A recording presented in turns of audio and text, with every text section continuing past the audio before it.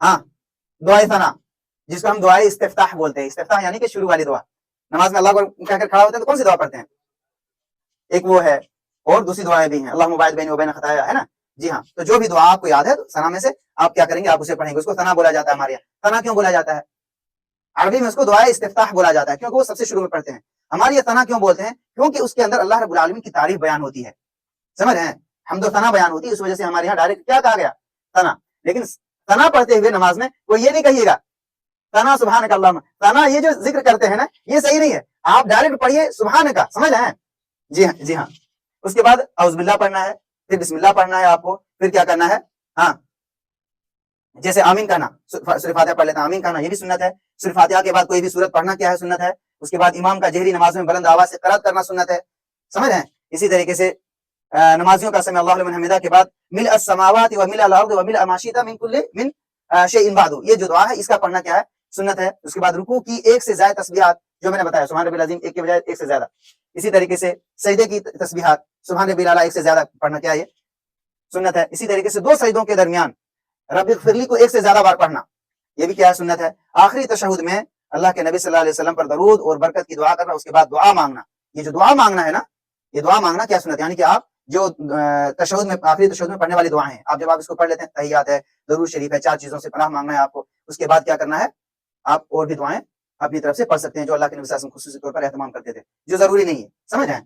جی ہاں. اس کے بعد فعلی سنتوں میں آ جاتے ہیں. کہہ رہے ہیں تکبیر تحریمہ کے ساتھ رفع الیدین کرنا. جب ہم اللہ اکبر کہتے ہیں تو ہم رفع الیدین کرتے ہیں نا، اس کے بارے میں کہنا ہے. رفع الیدین کرنا کیا ہے؟ سنت ہے. رکوع میں جاتے وقت رفع الیدین کرنا سنت ہے. رکوع سے اٹھتے وقت رفع الیدین کرنا سنت ہے. رفع الیدین کے کرنے کے بعد دونوں ہاتھوں کو چھوڑنا سنت ہے. دائیں ہاتھ کو بائیں ہاتھ کے اوپر رکھنا سنت ہے. اپنی نظریں سجدے کی جگہ پہ رکھنا سنت ہے. قیام کی حالت میں دونوں قدموں کے درمیان مناسب فاصلہ رکھنا. سمجھ رہے ہیں؟ بہت سارے لوگ ایسے کر لیتے ہیں، نہیں، مناسب فاصلہ. اور فاصلے کے تعلق سے کیا ہے طریقہ صحیح؟ جتنا کندھا آپ کا ہے نا، جو آپ کے کندھے کی چوڑائی ہے اسی کے بقدر آپ اپنے پاؤں کو کیا کریں گے؟ پھیلائیں گے. اس کا فائدہ یہ ہوگا کہ نماز میں سب کی درستگی جو ہے یہیں سے ممکن ہے. کندھے سے کندھا ملے گا تو آپ پاؤں سے پاؤں ملا پائیں گے. سمجھ رہے ہیں؟ اور پھر جا کر کے اتنا ہی پھیلائیں گے آپ تو آپ کو سجدے میں دقت نہیں ہوگی. سمجھ رہے ہیں؟ سجدے میں دقت نہیں ہوگی. ورنہ اگر آپ کم کر دیں گے، ادھر سے انہوں نے پاؤں آپ کے پاؤں پہ سٹا دیا انہوں نے، جب آپ سجدے میں جائے گی تو آپ کو دقت ہوگی کہ نہیں ہوگی؟ جی ہاں. اس وجہ سے آپ کو سب کی درستگی کا بھی انشاءاللہ بتائیں گے آپ. تو قیام کی حالت میں، رکوع کی حالت میں ہاتھوں کی انگلیاں کھول کر گھٹنے پر کو پکڑنا اور کمر کو سیدھی کرتے ہوئے سر کو کمر کے برابر رکھنا. رکوع کی حالت میں جو ہے اس میں 7 چیزیں ہیں، اس کے بارے میں انشاءاللہ بھی ہم بتائیں گے. ٹھیک ہے؟ اس میں کیا کیا رعایت کرنی ہے. اعضائے سجدہ کو براہ راست زمین پر لگانا. ٹھیک ہے؟ سجدہ کی حالت میں بازوؤں کو پہلوؤں سے، یعنی جب سجدہ کرتے ہیں، ٹھیک ہے، تو یہ زمین پہ نہیں ٹچ ہونا چاہیے. یہ آپ کے حصے میں ٹچ نہیں ہونا چاہیے. یہ آپ کا ہاتھ جو ہے اس میں ٹچ نہیں ہونا چاہیے. وہ انشاءاللہ پریکٹیکلی میں آپ لوگوں کو دکھاؤں گا. دونوں سجدوں کے درمیان اور پہلے تشہد میں بایاں پاؤں بچھا کر کے اس کے اوپر بیٹھنا. جب ہم نماز میں بیٹھتے ہیں نا تو اس طریقے سے یہ جو ہے اس کو بچھا دینا ہے اور یہ پاؤں کھڑا کر دینا ہے. ٹھیک ہے؟ اس طریقے سے دیکھیے، یہ ہے، یہ بچھائے اس کے اوپر بیٹھ گئے. ٹھیک ہے؟ جی ہاں. اور وہی دوسرے تشہد میں کیا ہے جو سلام پھیرتے ہیں اس میں تورک والا ہے. تورک میں کیا ہوتا ہے وہ دیکھ لیجیے آپ لوگ. یہ دائیں پاؤں آپ نے کھڑا کیا، دیکھ رہے ہیں؟ دائیں پاؤں آپ نے کھڑا کیا اور بایاں پاؤں آپ دائیں طرف نکال لیے اور آپ جس پہ بیٹھے پیڑوں پر آپ بیٹھ گئے. ٹھیک ہے نا؟ جی ہاں.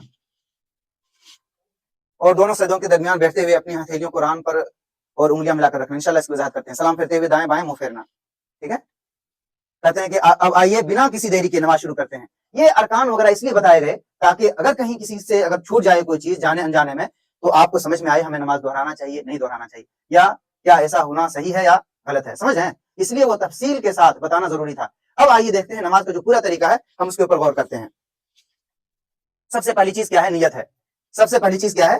نیت ہے. آپ لوگوں کو معلوم ہے کہ جیسی نیت ویسی برکت، یعنی کہ نیت کے بغیر کوئی بھی عبادت قابل قبول نہیں ہے. اسی وجہ سے اللہ کے نبی صلی اللہ علیہ وسلم فرماتے ہیں، کہتے ہیں انما الاعمال بالنیات. یہ بخاری کی پہلی حدیث ہے. کہتے ہیں کہ عمر بن خطاب رضی اللہ تعالیٰ عنہ، میں نے اللہ کے نبی صلی اللہ علیہ وسلم سے فرماتے ہوئے سنا کہ عملوں کا دار و مدار نیت پر ہے. تو آپ کی نیت اگر صحیح ہوگی تو آپ کا عمل صحیح ہوگا. اور میں نے کئی دفعہ آپ لوگوں کو بتایا ہے کہ کسی بھی عمل صالح کے صحیح ہونے کے لیے 2 شرطوں کا ایک ساتھ پایا جانا ضروری ہے. اس میں ایک ہے کہ وہ خالص اللہ کے لیے ہو، یعنی کہ آپ کی نیت صحیح ہو، ہے نا؟ کوئی بھی کام آپ کریے خالص اللہ کے لیے ہو. دوسری چیز کیا ہے کہ وہ جو کام آپ کر رہے ہو وہ اللہ کے نبی صلی اللہ علیہ وسلم کی سنت کے مطابق ہو. اگر یہ دونوں چیزیں ایک ساتھ پائی جاتی ہیں تو آپ کی وہ عبادت کیا ہے؟ آپ کہہ سکتے ہیں کہ ہم نے جو مطلوب چیز تھی ہم نے اس کو پورا کر دیا ہے. باقی قبولیت کے بارے میں تو اللہ جانتا ہے نا. تو تبھی آپ کے وہ اعمال کیا ہوں گے؟ قبول ہوں گے. جیسے اگزامپل کے طور پر میں نماز پڑھ رہا ہوں, بالکل پورے طریقوں کو میں فالو کر رہا ہوں, لیکن میری نماز پڑھنے کا مطلب اتنے سارے لوگ دیکھیں گے, کہیں گے واہ مولانا کیا نماز پڑھتے ہیں.